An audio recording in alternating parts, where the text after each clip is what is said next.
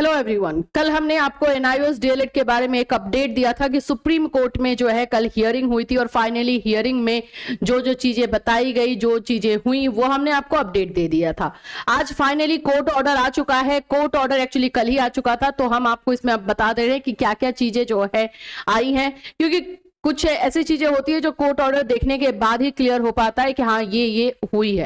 तो अभी court order आ चुका है, इसको हम चलिए अच्छे से डिटेल से समझते हैं कि इसमें क्या क्या चीजें हैं और क्या बेनिफिट जो है आप लोग को मिलने वाला है। एनआईओएस डीएलएड अभ्यर्थियों के लिए क्या अच्छी खबर इसमें होने वाली है, इन सभी चीजों को डिटेल से आपको बताया जाएगा। सो फ्रेंड्स, चैनल पर पहली बार विजिट कर रहे हो तो चैनल को सब्सक्राइब कर लेना, बेल आइकन को हिट कर देना। जैसे कि आप जानते हो कि आप लोगों के लिए, एनआईओएस डीएलएड के बच्चों के लिए जो भी अपडेट होती है हम लोग बिल्कुल ला करके देते हैं। देखिए, कल सुप्रीम कोर्ट में जो हियरिंग हुई है, मनदीप कालरा सर जो है एडवोकेट थे, उन्होंने इन सभी चीजों को बहुत अच्छे तरीके से रखा और बताया।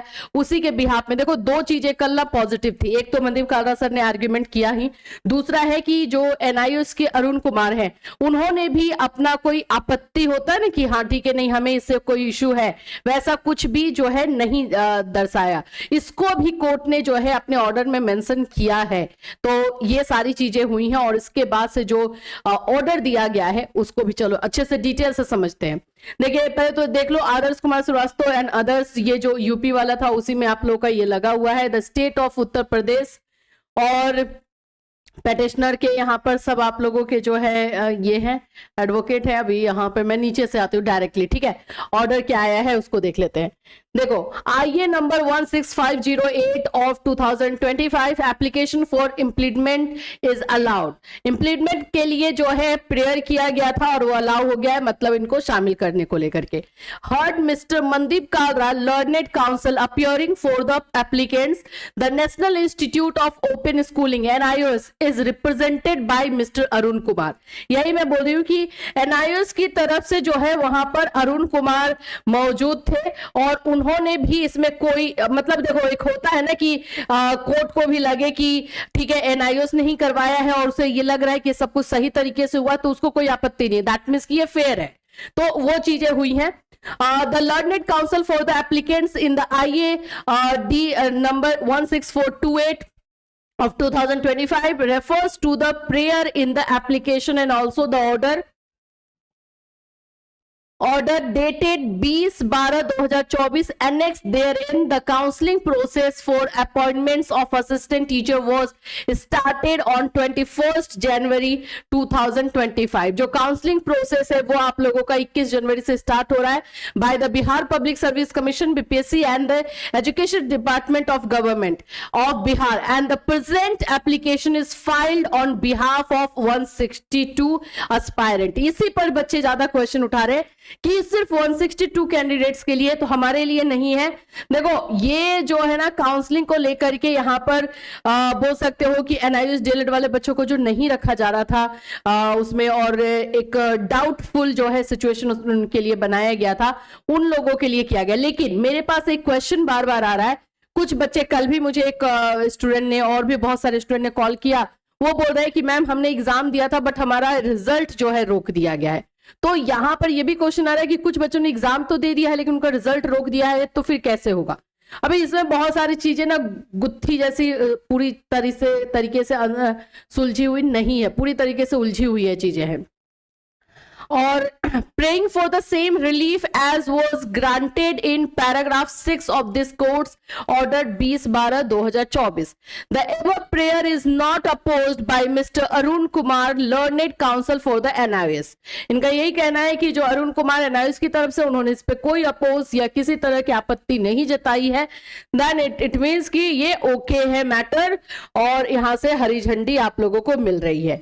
ऑफ कोर्स कि मनदीप कालरा सर ने भी बहुत सारी बातों को अच्छे तरीके से रखा है, वो भी बात है। Having considered the above, we deem it appropriate to allow the participant of 162 applicants. अब यहां पर आप देखोगे तो यहां पर ये बोला जा रहा है कि हम लोग जो है, जो 162 कैंडिडेट्स हैं, इनको अलाउ करने के लिए बोल रहे हैं। ठीक है, ये देख लो पहले। Allow the participation of 162 applicants in the ongoing counseling process, which is scheduled to continue until 30th January. जो ये काउंसलिंग है 30 जनवरी तक होने वाला है, इसमें अलाउ करने के लिए इनको बोल दिया गया है। ठीक है, The outcome of the counseling process so far as the applicants are concerned be kept confidential, or this is made subject to further order to be passed in the matter. अब यहाँ पे जो मैटर चल रहा है उसमें भी order आएगा, उसके ऊपर भी सब्जेक्ट टू आउटकम का रख दिया गया है, लेकिन फिलहाल के लिए काउंसलिंग में अलाउ किया गया है। बट मेरे को आप लोग क्वेश्चन जो पूछ रहे हो सबसे पहले कि ये 162 कैंडिडेट्स है, तो क्या इन्होंने एग्जाम दिया था जो काउंसलिंग में पार्टिसिपेट करेंगे, या फिर आप लोग ये पूछ रहे हो कि ये इसमें जो है बाकी सारे जो TRE 3 में जाना चाहते हैं बच्चे उनको नहीं मिलेगा।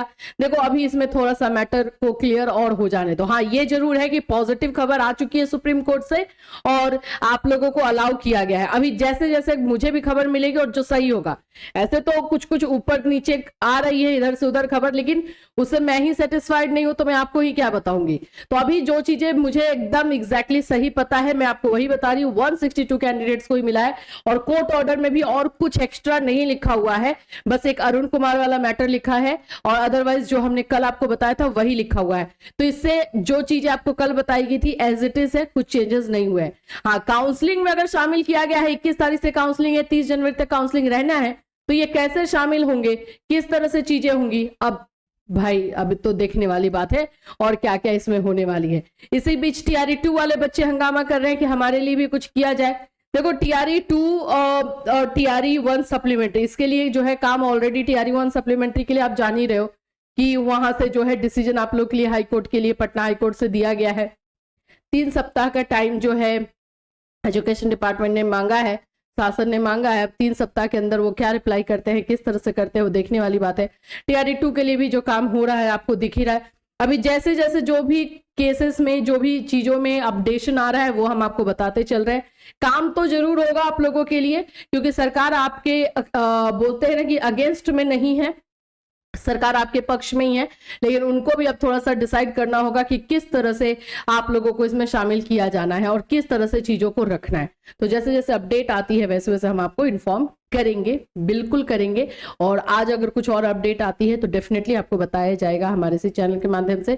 टेलीग्राम भी ज्वाइन कर लेना। कुछ अगर हम इसमें वीडियो के थ्रू इमीडिएट नहीं दे पाते हैं तो हम आपको टेलीग्राम पर भी इन्फॉर्म कर देंगे, ताकि आप लोगों को वहां से सारी चीजों का इन्फॉर्मेशन रहे।